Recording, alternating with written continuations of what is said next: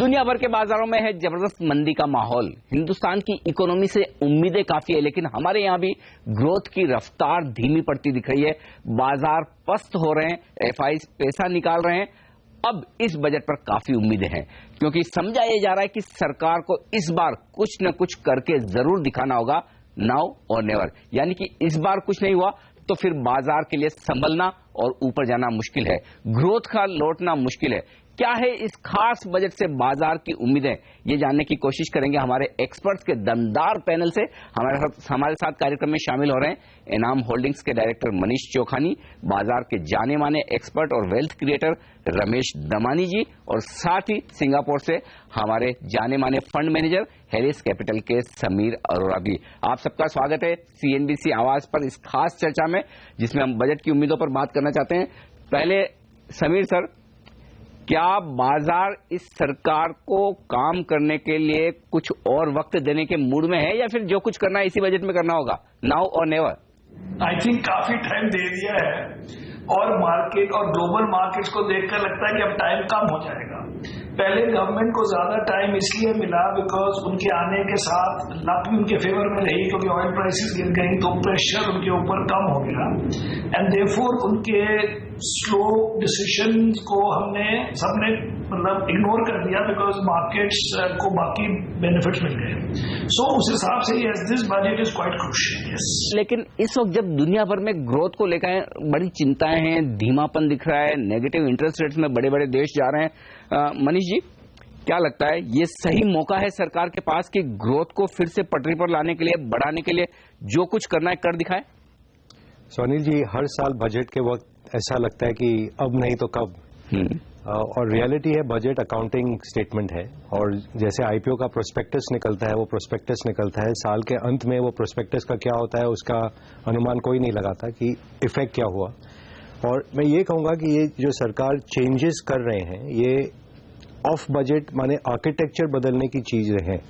जैसे 2-3 उदाहरण मैं आपको देता हूं कि एक तो जो सेंटर ने पावर ले रखे थे उनको डेवोल्यूशन टू स्टेट्स करके कि 32% के बदले 42% टैक्सेस स्टेट्स में जाएंगे। जो नीति आयोग को नया बनाया गया कि सब स्टेट के इनपुट लेके डेवलपमेंट प्लान बनेगा, ना कि कोई सुपरमैन बैठा है दिल्ली में जो डिसाइड करेगा कि क्या होगा। तो स्टेट्स को एम्पावर किया, और अगर ये जीएसटी ला पाते हैं बाय एम्पावरिंग द स्टेट्स, इससे जो टैक्स कलेक्शन है ये बहुत ज्यादा बढ़ सकता है। एक छोटा उदाहरण दूंगा कि अगर सर्विस सेक्टर 65% है इकोनॉमी की, और उस पर अगर 15% टैक्स अगर आप मानते हैं, वो इंप्लाई करता है कि 10% आपको सर्विस टैक्स कलेक्शन होना चाहिए। आज वो नंबर 1.6% ऑफ जीडीपी है। सो जो टैक्स वाइडनिंग की बात होती है हमेशा, वो ऐसे सीमलेस वैल्यू एडिंग टैक्सेस से ही आएंगे जो कि पूरे चेन को पकड़ते हैं। जैसे हमारे मार्केट में जब एसटीटी आया तो जो भी प्लेयर था मार्केट में, चाहे डेरिवेटिव्स वाला था, चाहे शॉर्ट टर्म गेन था, लॉन्ग टर्म गेन था, वो सब पकड़े गए और सबको 6-7 हजार करोड़ का कलेक्शन होता है। जबकि इसी को जब लॉन्ग टर्म गेन में रखते थे या बिजनेस इनकम का लिटिगेशन होता था, कलेक्शन भी नहीं होता था और सारे केस कोर्ट में क्लॉग रहते थे। तो ये एक उदाहरण हुआ। दूसरा हुआ कि जो खर्चे की तरफ है, जो हमारा स्ट्रक्चर है इंडिया का, ये है कि सरकार माई बाप है और हमको बिजली भी सरकार देगी, खाने भी सरकार देगी, केरोसिन भी सरकार देगी, हम घर पे बैठेंगे। वो जो इन्होंने ब्रेक किया है, ये 100 करोड़ अकाउंट खोले हैं बैंकों में, उसमें 20% ऑलरेडी ऑपरेशनल है, जो कि 2 ट्रांजैक्शन हर महीने कर रहे हैं। टैक्स की टिंकरिंग की आपने इंटरेस्टिंग बात की, उस पर भी मैं एक सवाल लूंगा जो बाजार के तमाम लोगों के जहन में है। लेकिन उससे पहले दमानी जी, 2 बड़े चैलेंज हैं वित्त मंत्री के सामने। वित्तीय घाटे को भी काबू में रखना है, लेकिन पैसा अब प्राइवेट सेक्टर तो लगा नहीं रहा नए निवेश के तौर पर, तो पैसा भी सरकार को ही खर्च करना है ग्रोथ के लिए, इंफ्रास्ट्रक्चर में। ये बताएं सर, क्या वित्त मंत्री इन दोनों में बैलेंस कर पाएंगे? यदि हाँ तो कैसे? बैलेंस कर सकते हैं। दे टेक जो थिंकिंग है, बोले you move out of the box. For example, आपके पास आईटीसी के शेयर, एक्सिस बैंक के शेयर पड़े हैं, आपके पास नवरत्न के शेयर पड़े हैं, उनको प्राइवेटाइज कीजिए। That is the way to solve this problem, to get FDI flowing again into the economy. There are solutions, and I think this problem will plague the finance minister, whether to increase the budget deficit or to maintain the fiscal discipline. I think he will err on the side of increasing the fiscal deficit because economy को बहुत जरूरी है to get a fresh spur of investment. As you correctly pointed out, the private sector is not doing it, so the government must assume the responsibility to do it. But this all can be financed if the government actually makes some hard decisions. I think for 30 years India में एक ही ideology रही है, government will be the controlling sector, government हमारे माँ बाप है जैसे आप बोले, without taking the responsibility that this economy now has changed, the world has changed, we are no longer a socialist capital controlled economy, that we must encourage entrepreneurs, encourage free competition. आप देखिए एक एक PSU की क्या हालत हो गई है, MTNL कोई बात ही नहीं करता. In the middle of a telecom revolution, this country reports every year 2,500 crores of losses. अब गवर्नमेंट उसको या बेचे या कुछ करे उसके साथ. Why should we keep suffering losses from the taxpayers on behalf of companies that are perennially sick like MTNL? तो बिल्कुल सरकार को कुछ अलग हटकर कदम उठाने की जरूरत है. लेकिन समीर सर, बड़ा सवाल तो ये कि बाजार ये देखना चाहता है कि ग्रोथ के लिए जो पैसा खर्च सरकार कर रही है उसकी क्वालिटी भी कैसी है, कहां वो खर्च हो रहा है, और उस लिहाज से क्या इस बजट को बहुत बारीकी से देखा जाएगा? यदि हाँ तो वो क्या खास बातें होंगी जो स्पेंडिंग में आप देखना चाहेंगे कि सरकार कहां और कैसे खर्च कर रही है? उससे पहले मैं जरा दो बातें करना चाहूंगा. एक ये है कि हम इस समय ये नहीं सोच रहे हैं कि गवर्नमेंट को क्या करना चाहिए, बिकॉज वो आई थिंक गवर्नमेंट को भी पता है, क्योंकि सूटी के शेयर हम 4 सालों से सब बोल रहे हैं. इस दौरान L&T के शेयर आधे हो गए, एक्सिस बैंक के पता नहीं 1/3 हो गए, लेकिन वो भी सोच रहे हैं. इस समय मैं ये सोच रहा हूँ कि वो क्या करेंगे, which are very different things. तो मुझे नहीं लगता कि वो ये सूटी के शेयर्स को बेचने का अनाउंस करेंगे, बिकॉज इसमें अगर आपने 4 साल शर्माने में लगा दिए हैं तो अब क्या सडनली चेंज हो गया 1 महीने में कि आप कहें कि 1/3 प्राइस में हम बेचेंगे. तो इसलिए ये बात तो मैं अब सोच नहीं रहा हूँ कि क्या उनको करना चाहिए, बिकॉज वो सबको पता है वो क्या करेंगे. में मुझे लगता है कि पहले तो नेगेटिव चीजें ना करें, पहले ये ना करें कि हम एग्जेम्पशन हटा देंगे कॉर्पोरेट सेक्टर के लिए because we want to go to a cleaner tax structure, लेकिन साथ में हम अगले साल कॉर्पोरेट टैक्स काटेंगे, लेकिन हम एग्जेम्पशन इस साल काटेंगे. मेरे को सबसे ज्यादा बुरा ये लगा है कि किस तरह वो हर चीज की ड्यूटीज बढ़ा देते हैं और टैक्सेस बढ़ा देते हैं without really explaining. It is a simple system which you can easily explain. आज तक नहीं समझाया कि स्टील की प्राइसेस को इतनी प्रोटेक्शन क्यों दी गई कि वो 2 साल पुरानी प्राइसेस पे पहुंच गई हैं. आप क्रिटिकल केयर, कैंसर ड्रग के ऊपर 30% एग्जेम्पशन हटा दें, 30% ड्यूटीज लगा दी. आपने of course 80-90% of the oil price, oil decline का भी रख लिया. तो there has to be a limit. अब ये ना करें और ज्यादा कि अब हम एग्जेम्पशन हटा रहे हैं लेकिन हम कैपिटल कॉर्पोरेट टैक्स अगले साल से काटेंगे, या हम लॉन्ग टर्म कुछ इन्वेस्टिंग प्रमोट करना चाहते हैं इसलिए कैपिटल गेन जो है 3 साल के लिए होगा, थिंग्स लाइक दैट, जिसमें बिना बात पे आप अपने पैर पे कुल्हाड़ी मारेंगे. So first thing let us से कि नेगेटिव ना करें, that will be a very big positive.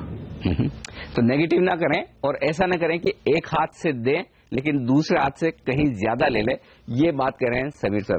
चलिए लेंगे एक छोटा सा ब्रेक और ब्रेक के बाद जब मैं लौटूंगा तो बाजार से जुड़े एक बड़े मुद्दे पर बात करेंगे. जी हाँ, दबे जबान में ये बात की जा रही कि कहीं कहीं ऐसा ना हो सरकार लॉन्ग टर्म कैपिटल गेन्स की जो पीरियड है, अवधि है 1 साल की, उसे बढ़ाकर कहीं 3 साल न कर दे. STT वायदा कारोबार के सौदों पर कहीं बढ़ा न दे. क्या ऐसा हो सकता है? अगर हुआ तो फिर बाजार का क्या होगा, इस पर करेंगे बातचीत एक ब्रेक के बाद.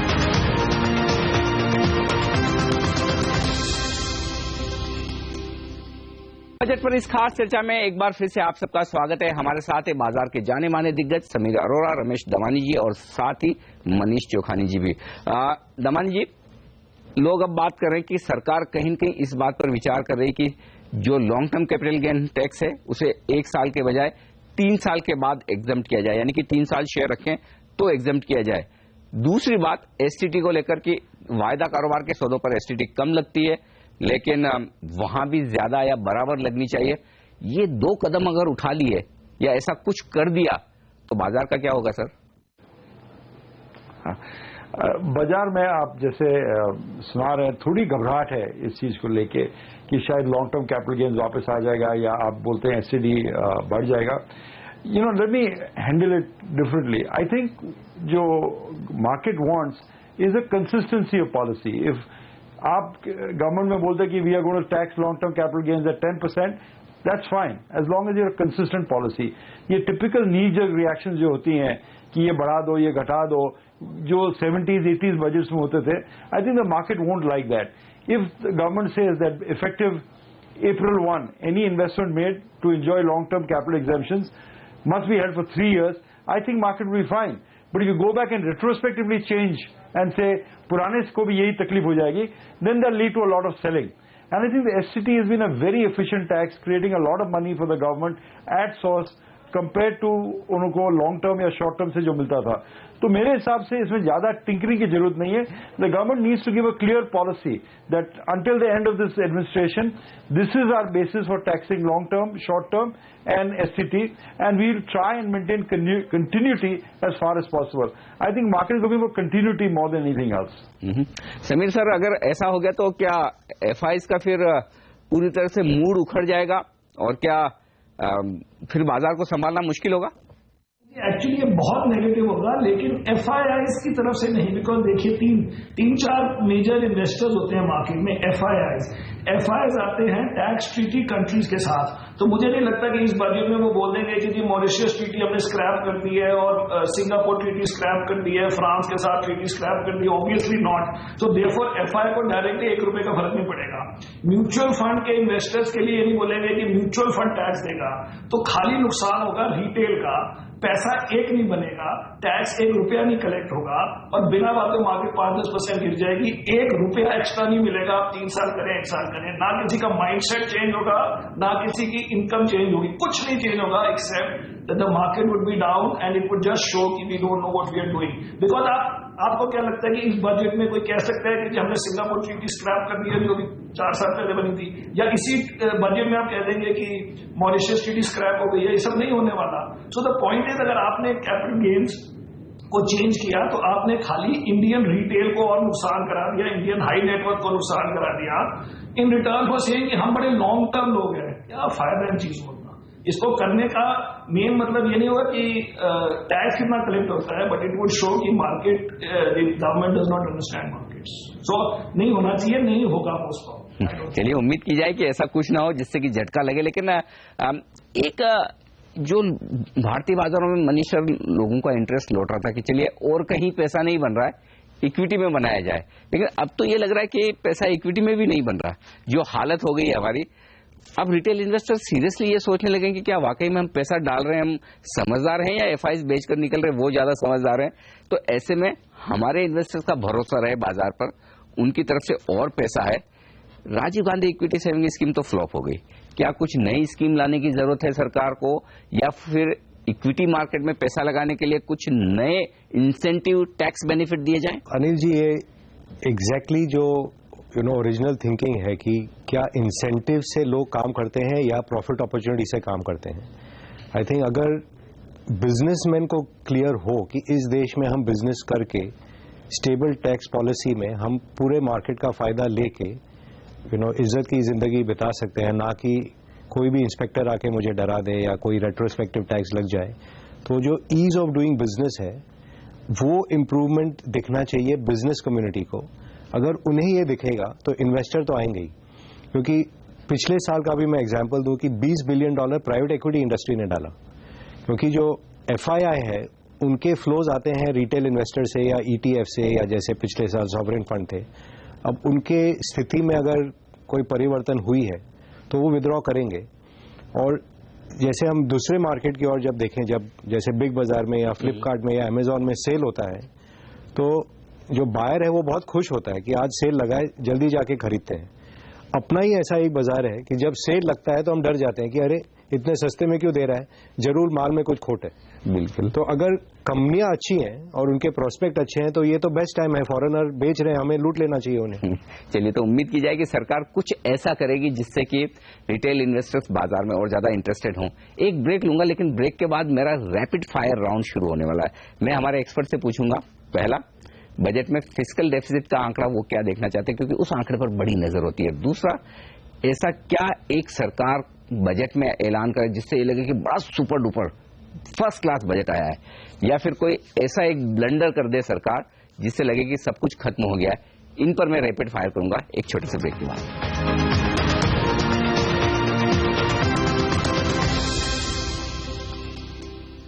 ब्रेक के बाद एक बार फिर से आप सबका स्वागत है। हमारे साथ है बाजार के एक्सपर्ट्स का दमदार पैनल। बजट पर चर्चा करने के लिए रमेश दमानी जी, समीर अरोड़ा साहब और साथ ही मनीष चौखानी जी।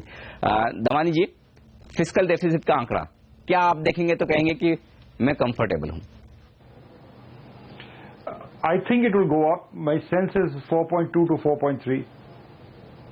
Okay, Sameer sir?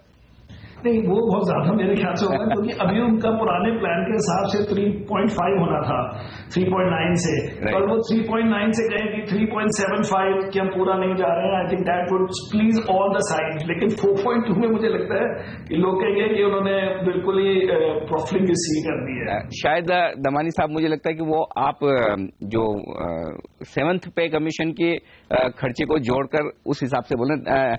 चौखानी साहब, आपका क्या अंदाजा है? नहीं, आई थिंक किसी भी हाल में 3.5 मेंटेन करेंगे, क्योंकि स्टेट डेफिसिट्स बढ़ गए हैं बिकॉज ऑफ 7th पे commission and Uday.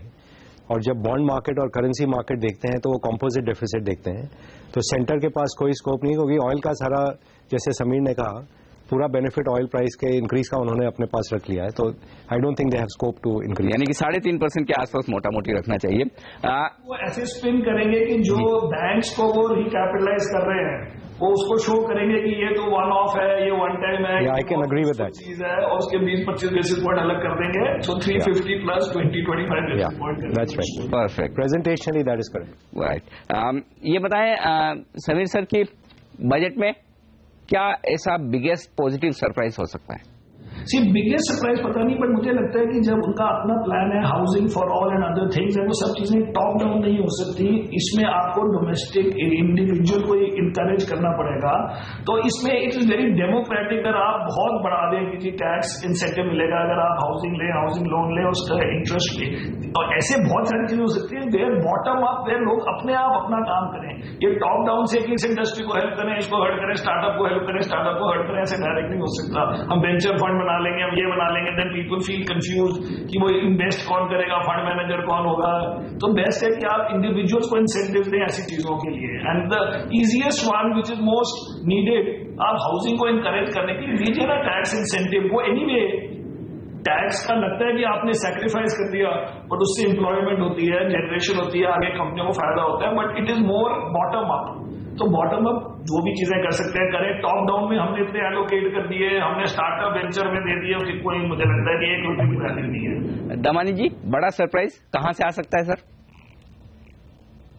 I think two things would make the market very happy. If, for example, they actually launch a PSU privatization program, I'm not sure they will do that, but that would really enthuse the market. And for a bank restructuring, a time-bound program of what they're going to do with the public sector banks, ये मेरे हिसाब से market will look at those two, because market का जहर है वो PSU banks के साथ जुड़ा हुआ है। चौखानी जी? कोई मैजिक बुलेट नहीं है इंडिया में, 36 करोड़ भगवान है, तो एक कोई ऐसा अवतार आने वाला नहीं है बचाने। बट जो समीर और रमेश कह रहे हैं वो एब्सोल्युटली राइट है कि ऐसा कुछ अनाउंस ना करें जो लाइटनिंग रॉड हो जाए कि वो बजट पास ही ना हो। चलिए, झटका किस बात से लग सकता है? जैसे समीर ने राइटली कहा कि झटका ये है कि आप नेगेटिव चीज ना करें। So the best news is no new taxes. I am not doing anything funny. ये जो 20 पैसा बढ़ाना है, 20 पैसा घटाना है, ये सब नॉनसेंस ना करें। और फोकस रहे कि हम मैक्रो स्टेबिलिटी और ईज ऑफ बिजनेस की ओर, जैसे ईश्वर कमेटी ऑन टैक्सेशन की रिपोर्ट है, pending to make taxation much easier. ये जब चीज इंप्लीमेंट होंगे तब ईज ऑफ बिजनेस ट्रूली होगा इंडिया में। जैसे रमेश ने कहा कि अगर लॉन्ग टर्म लगाना भी है तो आप 1 अप्रैल से जो खरीदेंगे उस पे लगाइए। राइट। और पिछले साल किसी ने कुछ ले लिया और वो बेचारा बैठा था कि मैं 30 मार्च को बेचूंगा, और आप उस पर टैक्स लगा दोगे तो दैट इज नॉट एक्सेप्टेबल। तो सरकार को चाहिए इस बजट में कि कुछ ऐसा ना करें जिससे कि पूरा मूड खराब हो जाए। ज्यादा छेड़छाड़ नहीं, पुरानी डेट से टैक्स न लगाएं, कैपिटल गेन टैक्स को न छुएं, एससीटी पर सोचना भी बंद कर दें, और अगर थोड़ा बहुत आप सरकारी बैंक्स कैपिटलाइजेशन के लिए उन्हें कुछ पैसा दे सकते हैं, कुछ प्लान बना सकते हैं, तो वो बाजार को बेहद पसंद आएगा। लेकिन ओवरऑल उम्मीद की जाए कि बाजार के डायरेक्शन के लिहाज से ये बजट सही दिया जाए, बजाय इसके कि छोटे मोटे फेरबदल के। ये राय हमारे तीनों एक्सपर्ट्स की तरफ से।